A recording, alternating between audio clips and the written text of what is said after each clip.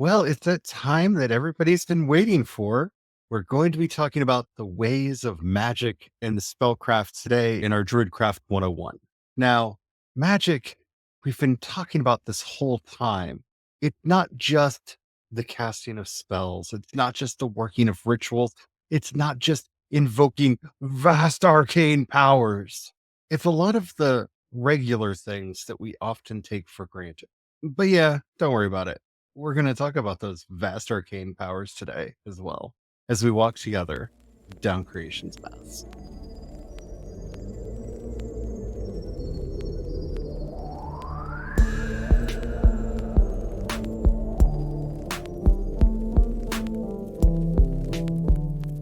Hello, everyone. My name is Charlie. I am a Christo-Pagan Druid and priest of Brigid. Hello, everyone. My name is Brian. I'm a Christo-Pagan Druid and sous chef to the Dagda. And today we are getting close to the end of our Druidcraft 101 series, and we're talking about the ways of magic and spellcraft. This is one of the things that I truly love about the path of Druidry is it really wants to prepare you for this before just throwing you in. I feel that a lot of witchcraft and Wicca throws you right into magic without enough prep work. I think that it's very easy to get distracted and lost along the way and really not develop as many connections as we need to with the elements, with the rhythms of life, and really understand the currents that we're going to be participating and playing in through the working of magic.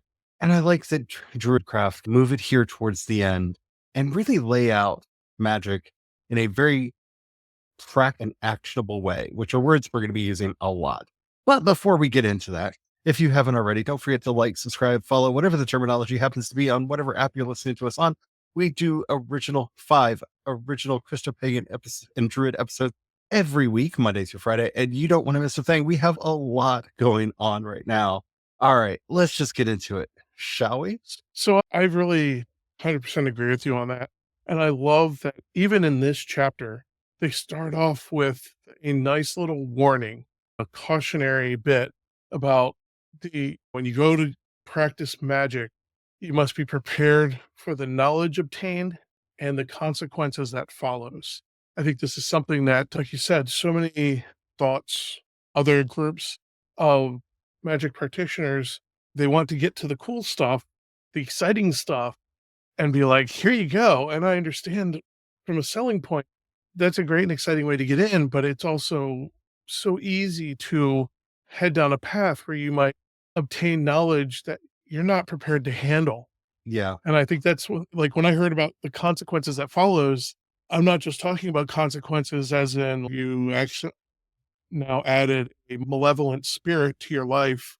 Congratulations, your new life mate's a very unpleasant, nasty person. I almost said the short version, but I'm trying not to use what's considered inappropriate language by some. But in addition to that, and actually more often, you obtain knowledges that you might not be prepared to process and handle and to even know what to do with. It could shake your entire being. So the things you can end up learning, people are like, I would love to know when I would die. If you really think about just the simple knowledge of knowing when or how you're going to die, that can really screw a person up. Yeah, if you learn you die in a body of water, how limited is your life going to be? Because then most people will start avoiding being around water. Are you ever going to shower again? Yeah, are you ever going to shower again? Are you ever going to swim in a body of water again? Get on a boat? Like, it might exclude even flying in planes. Like, it would create this whole paranoia thing. And so that's the thing that I really appreciate. Druidcraft builds and builds and builds to this before we even get to this step. And even at this step goes, yeah, when you're practicing spellcrafting stuff, you got to be prepared for the knowledge obtained and the consequences that follows. Ivy Corvus over on her YouTube channel has win videos that I think really get to the heart of this really, really well. And one is, I think people make too much of a deal about how dangerous magic is. And the other one is the occult path is dangerous and you should be afraid. And it's it's these twin messages that I'm hoping we're able to convey to you all here. And magic is not scary, but you should be respectful of it, right? Magic's like a river, right? A river is nice. It's beautiful. You can use it to do all kinds of things, generate power, draw food from it, use it to sustain your crops, your life, your everything. Occasionally it can flood and take out everything that you own, right? There, it's having a good respect for it that is really what we're going at here. We're not wanting you to be afraid of magic. It's just, I think people are very frivolous about magic because we have lived in this world of just enchantment for so long, and that I don't think a lot of people who practice magic really believe that it works. It, Yeah. well, I'm going to do a spell for this and a spell for that, and a spell for this and a spell for that. And then they're like, my entire life is unraveling. I'm having really bad mental health problems. I don't understand what's going on. Why is everything nothing but anxiety now? Okay, let's sit down and talk and parse out what all you've been doing, right? You Yeah. don't have to breathe anymore. Yes, because you said you want to be, you did spells to be active, to be engaged, to be wealthy, to make money, to be prosperous. And all of your time and energy is now consumed by those things that you no longer have times for: rest, relaxation, friends, recuperation, rejuvenation, any of that other stuff, because all the magic you did brought in all of this work, which brought in all of this stress, which brought in all of these things. You've got to be balanced. You got to be careful. You have to be mindful of what you're doing. I also included in our 101 series on the playlist of following this very episode is actually our 10 things I wish I knew before I started practicing Yeah. magic episode, which is also a nice one where we go into more detail on here's some things I wish I had thought about, considered. And so this chapter actually starts with the story of Llywyd, the fire breather. And Llywyd is a very interesting character because he's not a novice. This is somebody who has practiced and perfected the Druid arts to the point where he can literally say the chant of fire making and cause flames to just spawn out of nowhere. Just point at a thing and fire. And that is just such an extreme level of power that's put forward in the story. Yet he doesn't look through the consequences and see the consequences until they're too late. He doesn't see the nature of his son-in-law until it's too late. And it causes so much disruption to his family all the way down. And this, I think, shows where our participation in all of this is really important. In the story of Llywyd, we see him going into the trance of Emas. Emas is an Irish term roughly equivalent to the Welsh word awen, which we use a lot. The trance, both of them have a trance-like state associated with them where you are just in it, locked into it. If you've ever been doing a creative project and you got lost in what we would nowadays call the flow, and you lost yourself in it, there was nothing but you and the work, and it just flowed through you and you were just lost in it. This is a taste of this trance of Emas, right? This flood of inspiration, this flood of creative energy from the cosmos. Now, what's important to realize here is this is inspiration, not wisdom. I think this is the most important thing to take from the story in some ways, because too many people equate this idea of divine inspiration with wisdom. And we see this in Christian circles all the time. All scripture is inspired. Yes, that does not mean all scripture is wise. And we know this because it contradicts itself. We have books contradicting themselves within themselves. There's not wisdom that comes along with this creative influx, this inspiration. Those are not equivalent, which is why we see the admonition that the spirit of a prophet is subject to the prophet. In other words, yes, the inspiration is supposed to come in, but you, as the person receiving this influx, this emas, this awen, are supposed to be using your own wisdom and common sense and understanding to sort through and utilize creative influx to the best of your ability. You're not, this is the difference to me between a prophet and a channeler, right? A channeler, when you're channeling something, you're letting it flow through you. I've done channeled work in the past. This is something that is part of my process. I have channeled a whole series of documents during one of my periods of questing magic. And you simply open the spigot and let it run through. You let the waters run through, if you will. You're letting that emas enter and just flow through. The next step for me, which is why I have not shared any of these publicly, is I have to apply my wisdom to them. Just because I have captured that creative instinct, just because I've captured that creative urge that moved through, now it has to be shaped, refined, and this is the eternal question, right? How much do you edit something that came from that kind of inspiration? If I see an error in the text, do you footnote it or do you change it? Do you fix it in the text itself? But these are all the spirit of the prophet is subject to the prophet, right? When you're having this influx, when Llywyd has this influx of wisdom of, the goddess Bridget literally speaking through him, go out, he says to his son-in-law, and whoever you ask to give you their land, they will honor bound today to say it. And he says this without any gate. He doesn't stop himself. He doesn't think about what this could mean. And then suffers the shock when his son-in-law turns to him and says, give me your land. Yeah. Yeah, totally. I'm going to share a fun little story of this where inspiration isn't wisdom. Also, to point out an example, in addition to the one we get from the book, I had a wonderful moment of inspiration. I was craving something fun, some exciting adventure, and the inspiration hit. If you ran and leapt into this pine tree, it would be a wonderfully fun and exciting adventure.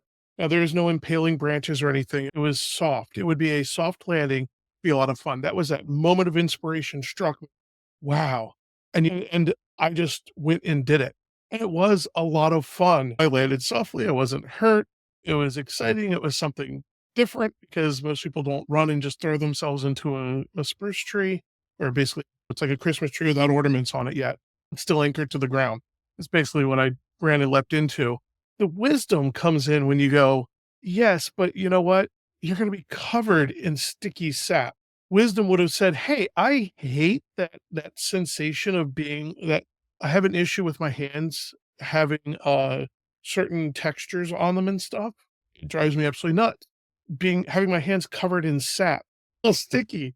I'll still have scratches. So being covered from head to foot in scratches on any exposed area of skin, even though the scratches are going to heal real fast. So these scratches, like what about the social shame of somebody watching you throw yourself into a tree like you're not all mentally there, and the social judgments that may come from that? Like these other wisdoms, inspiration isn't wisdom. Inspiration isn't wisdom. The wisdom kicks in and goes, there are these other considerations. So later on, when I was out and about and going, I want to have a fun adventure, and the inspiration hit to jump into the tree, I allowed wisdom to kick in and go, A, I've done this before, and B, I also have the wisdom of knowing I'm going to be covered in sticky sap and I'm not going to enjoy that afterwards. And see, there was a group with me and I didn't know if I didn't want the social judgment either with that. So I didn't do it again. But yeah, inspiration can be wonderful. It can be wild. It can be fun, but it definitely needs that. It needs more. It's only the beginning of the journey. And so I love starting with this caveat. And then we go on to actually start learning about magic itself. And we learn about the ceremonies for the cycle of the year, which we've talked about before. The idea of journeying, which is something we're going to have to do probably a series of episodes on eventually, and various rites of passage. And of course, Nuefre, which we have dedicated several episodes to as well. And I love this one quote from Elendil in the book. That is one way of looking at magic, seeing it all around you in nature and opening yourself up to it with this way of living. But there is also another kind of magic. And then there are other kinds of magic. And I think the reason this phrase hits me so hard is when people talk about magic, like with a lot of things in life, they talk about it as a monolith, that it's a thing. It's not a thing. We can talk about intuitive magic and psychic magic and chaos magic. And I'm not going to start listening. I want to start listening, but I'm not going to start listening. All different kinds of magic. And I love that Elendil immediately goes to the most obvious kind that everyone knows about is stage magic, because stage magic is fake. We all know in our heart of hearts that the magician is tricking us. And I love that she starts with this because it is still magic in that it is manipulating those subtle energies, those subtle forces, so that you are distracted and missing the sleight of hand, the various other things that are going on to give the appearance of these great things happening on stage, right? Or with the card trick that a street magician is doing, or what have you, right? There are all of these little things that you are doing. And that is all, yeah, still, I would say real magic, even though, yeah, it's a form of trickery. I like that she also goes into how this not only is it manipulating the subtle energies of the effect, the magical act itself, but also the subtle energies in the viewers, the one who's participating Yep. with the audience that's participating with the practitioner, the subtle energies by challenging their perceptions and their limitations of their perceptions and causing change in them, manipulating the subtle energies internally of the audience members through that, sometimes just to create awe and wonder, which is a real treat. No matter what, it's a real gift. But Yeah, because that's one of the things I think that we bring very special to the study of magic is bringing in this understanding from creation spirituality. Yeah, this is definitely path one magic, right? All it's the via positiva, all wonder. It could also be via transformativa, path four magic, right? Because it's celebration, right? It's path three magic because it's creative. I don't know that I could make an argument that stage magic is actually, path two. it starts at path two. That is the magician gets up there in path two through illusion, through the via negativa. I agree with you, but also I was thinking about there's a trick that Penn and Teller where there's a single rose in a vase on a table with a light shining on the rose, casting a shadow on a screen. And while Penn Jillette is telling this very poignant story about life, love, and loss, Teller is at the screen with a knife. And when he cuts, the shadow of the leaf falls out off the rose. And the trick ends in this amazing moment where Penn is telling the story about how everything unraveled, and Teller puts the knife right in the center of the rose, but the flower itself, the shadow of it, and twists the knife around, and the petals just spiral off of the rose on the table. And it's this amazingly profound meditation on life, loss, and letting go that's being done as this magic trick. So yeah, even stage that Yeah. even there's that's a beautiful example. I'm sure that trick is up on YouTube somewhere for you to see if you've never actually seen it. That really delves deep into the via negativa as well. So yeah, it could be used for all of these. But that stage magic is not what you came for. And I know you're sitting back going, we're really late into this episode. Where's the real magic? One, we're about to do several episodes. We got 4 episodes planned that are going to follow this that go deep into them. We're just going through the chapter today. So the next kind of magic that Ellen Deer talks about is alchemical magic, which is the changing of the self. I am not the biggest fan of the use of the word alchemical here, but I do understand its origins. I understand why it's used, and its root in both the Hermetic tradition as well as the more psychological tradition that Jung really popularized this idea of alchemy of the self.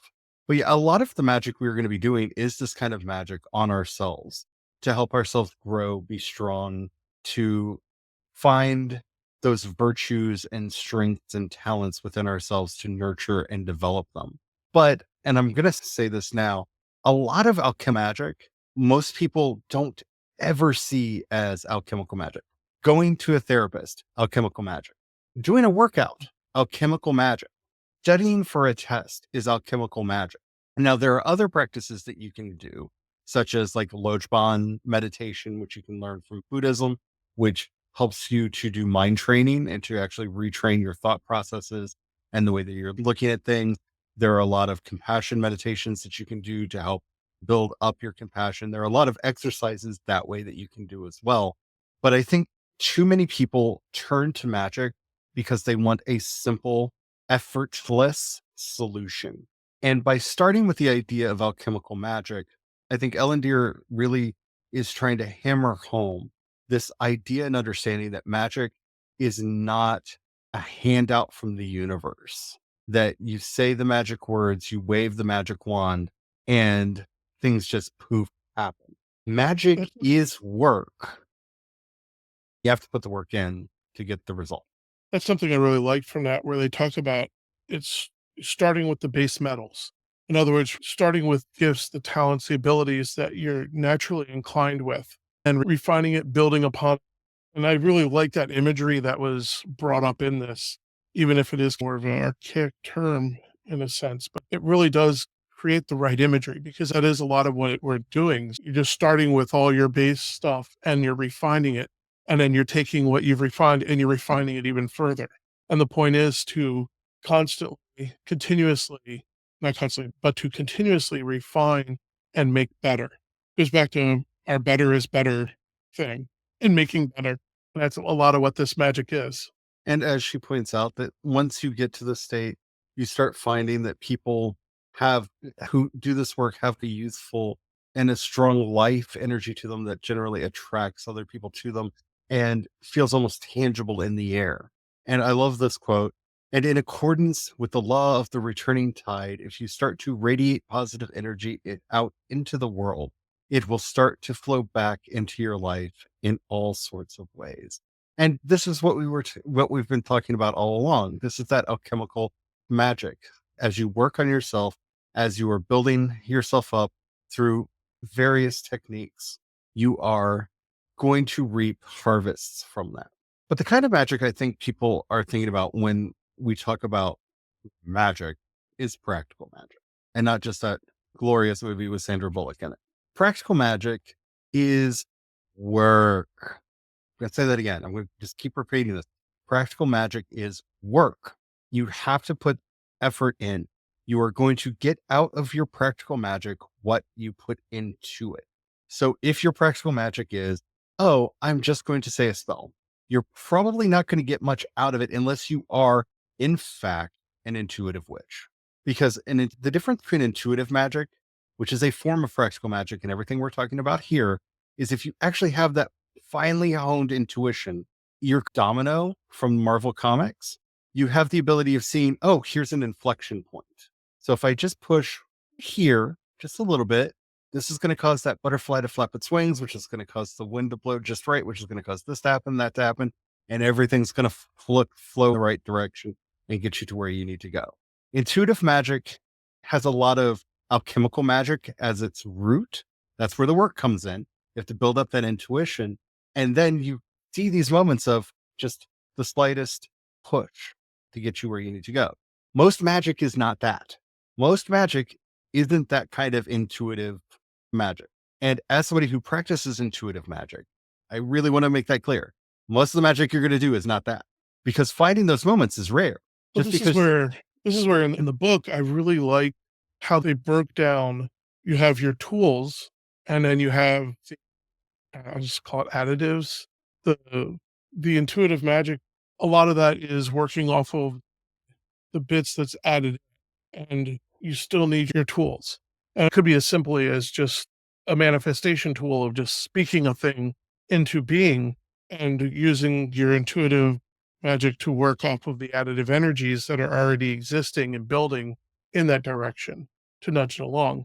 Like you said, most of your magic's going to be these. So in Druidcraft, we talk about three kinds of practical magic.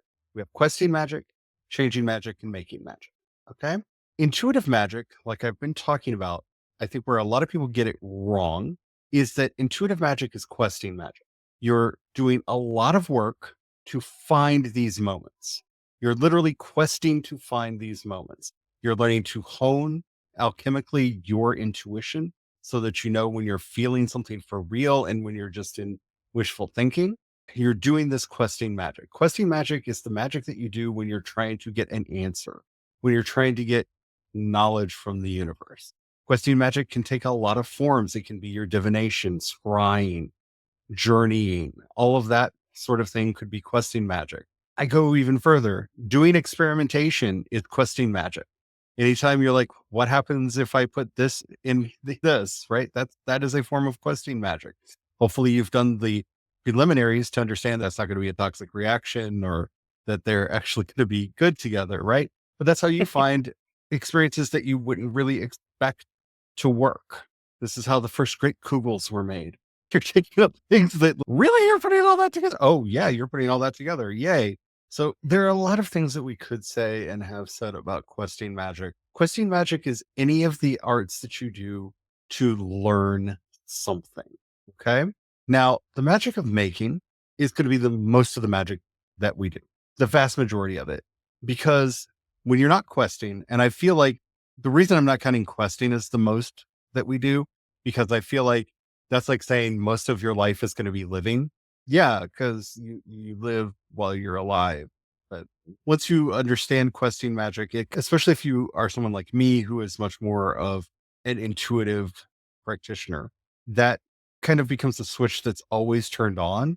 And so you're always gauging and engaging in this kind of what am I feeling? What am I seeing? What am I hearing?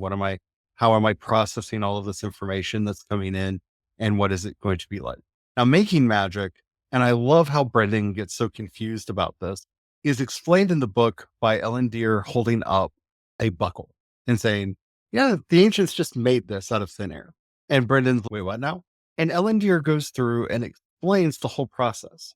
They conceived this idea, they worked out what this idea was going to be, and then went through the process to make it a reality. That is making magic. These are the bardic arts. These are in storytelling. These are the arts of and crafts, whether it be your fiber arts of crochet or knitting, your arts of painting. These are the arts really do sustain magic. And when I say that this is the most important kind and the one that you'll do most is when we get to the magic of changing, which is, I know why everyone's here and why it's being saved to the end. No, not really. It's the hardest one. It needs you to be practicing these other ones first, because you're actually going to practice the art of questing to figure out what to do, the art of making, even for the last art where you're trying to actually change something in the world. You're going to use the magic of making to pair everything for that. So being able to connect in and understand that these are how we are going to manifest things into the world, how we are going to actually work in the great web of life, and understanding that these are the ways that we are going to both generate power and help to align ourselves with the energies that are already in our lives and to manifest and move forward that flow of energy in our lives, and starting to understand that real magic that exists within creativity that happens when we are acting, dancing, sculpting, telling stories, singing, playing music. Once we understand that magic, we will have a better understanding of the process of spell work. As Ellen Deer explains, the first stage is getting the idea. This could be done through any of the arts of questing, as we're trying to figure out exactly how we are going to do what we're wanting to do, what we're wanting to do. This is seeking out that gift of Awen, that gift of Emas, that inspiration that we're going to actually work on. Lots of ways to do this. We've covered some in this episode.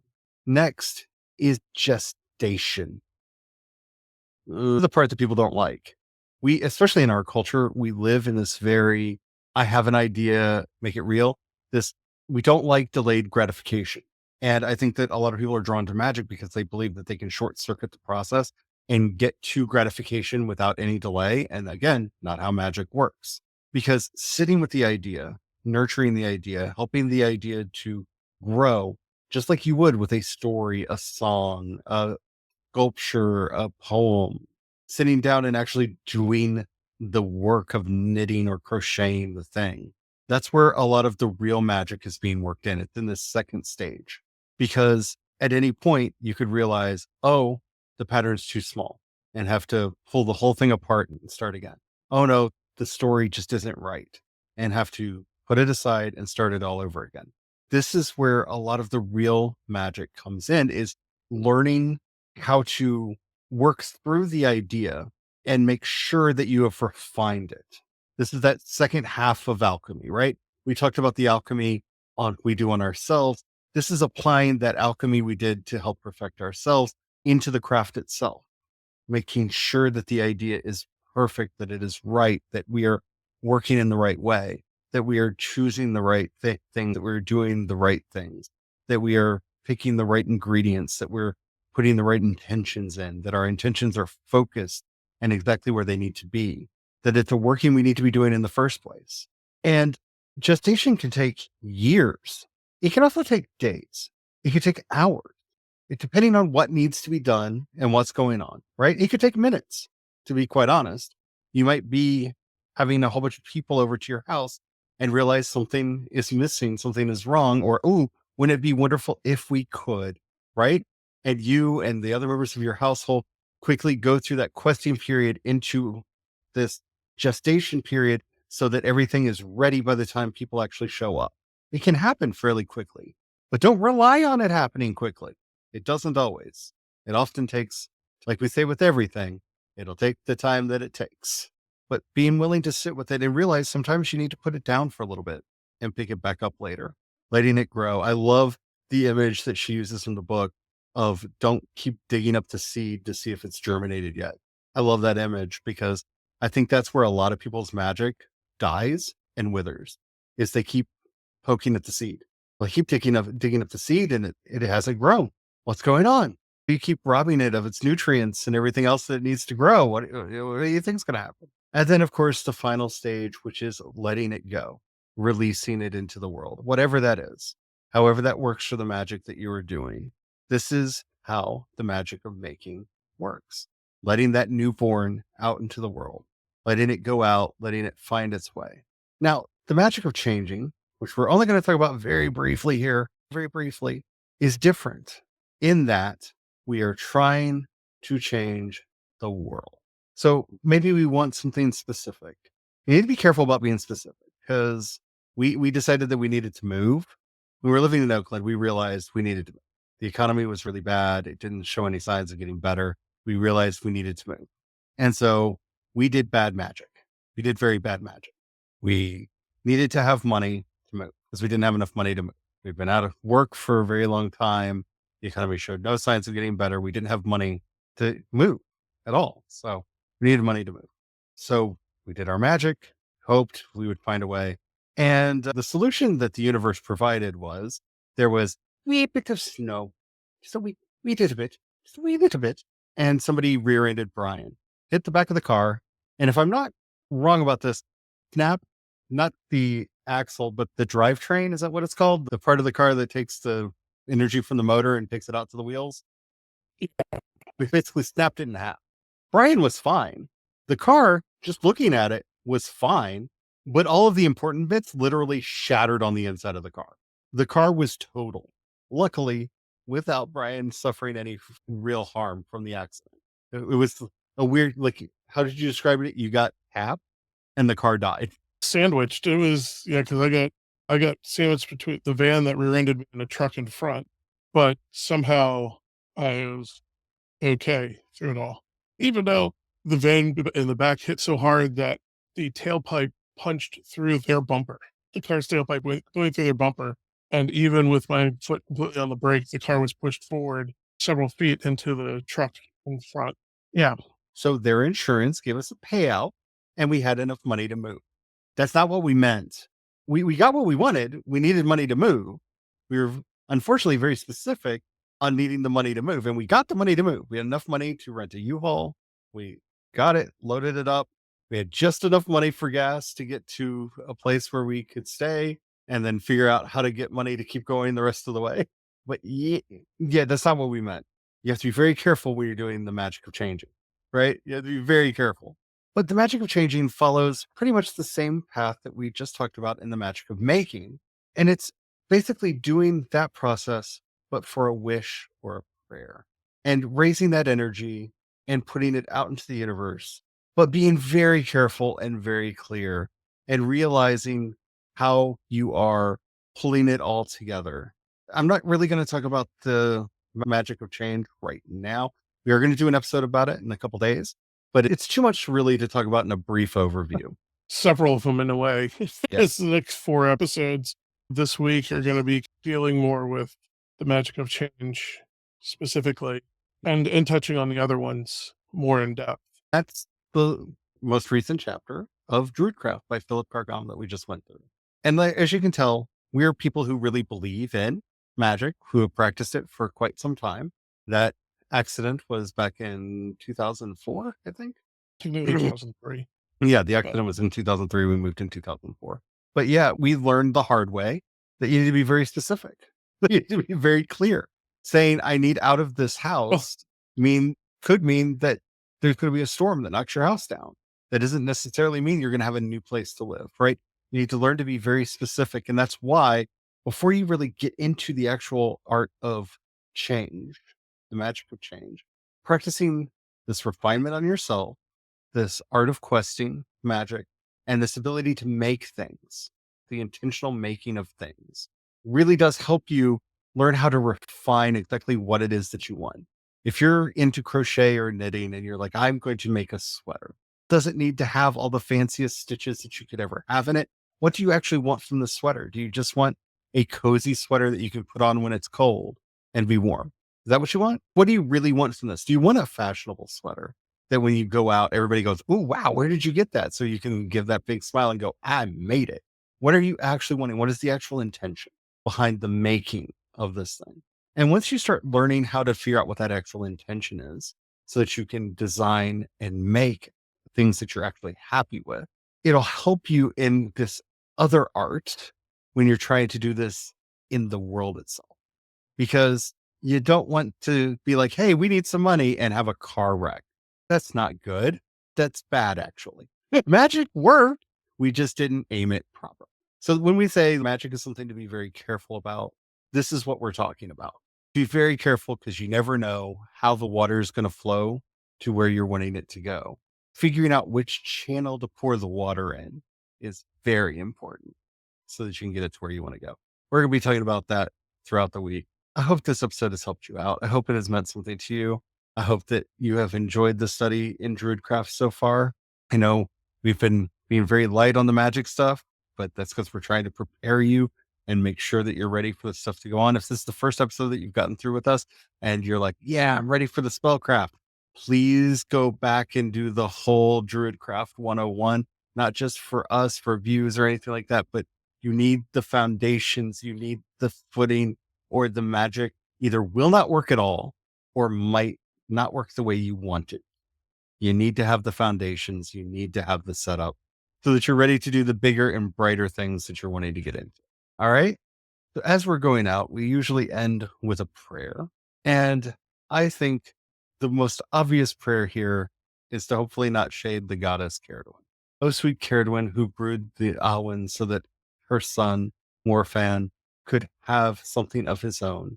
The poor child of darkness who lived in the outermost reaches because his visage frightened most people. You wanted him to have wisdom. Little did you know that in the brewing of the Awen, you would give us Taliesin, whose bright brow and poetry would teach us the great arts of Druidry, magic, and life. Though your intention was strong and your ideas were clear, the execution did not get you to where you had intended to go, but to a place that was good for the whole of the world. Help us, Caradwen, to find the path that we should walk that gets us not only to the place that is good for the world, but a place where we want to live. Amen. Amen.